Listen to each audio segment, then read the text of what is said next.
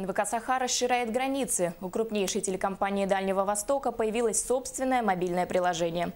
С 24 июня его могут скачать владельцы айфонов и смартфонов на базе Android. Подробнее об этом Александр Лысак. Вот сегодня показывает, завтра это вкладыши, которые идут в меню. Набор символов и цифр на мониторе – это начинка мобильного приложения национальной вещательной компании «Саха». Разработкой занималась команда якутского программиста Станислава Ноева. Одним из условий для написания программы стал небольшой размер, чтобы ее могли скачать без особых проблем. Здесь накладывает отпечаток низкая скорость интернета в некоторых районах Якутии. По поводу плеера, желательно Wi-Fi уже пользоваться. Либо где LTE 4G работает. По программе передач в других улусах очень хорошо работает, нормально. Там чисто текст идет. То есть информация как текстовая. Программа передач, раздел новостей по рубрикам и прямой эфир. Приложение НВК «Саха» сделано максимально понятно.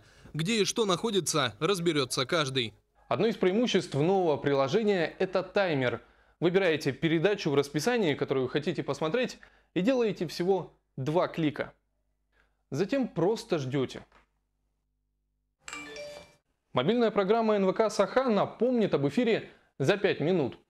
Останется только переключить на главный канал Якутии.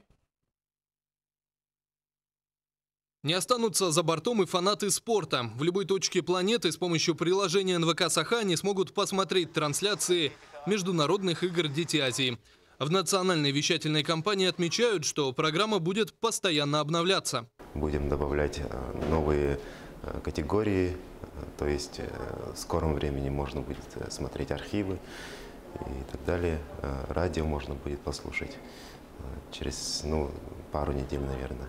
Приложение НВК «Саха» доступно на 2 популярных мобильных платформах – iOS и Android.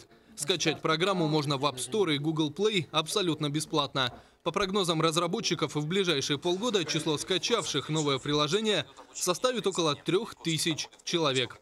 Александр Лысак, Василий Соловьев и Георгий Григорьев, НВК «Саха», Якутск.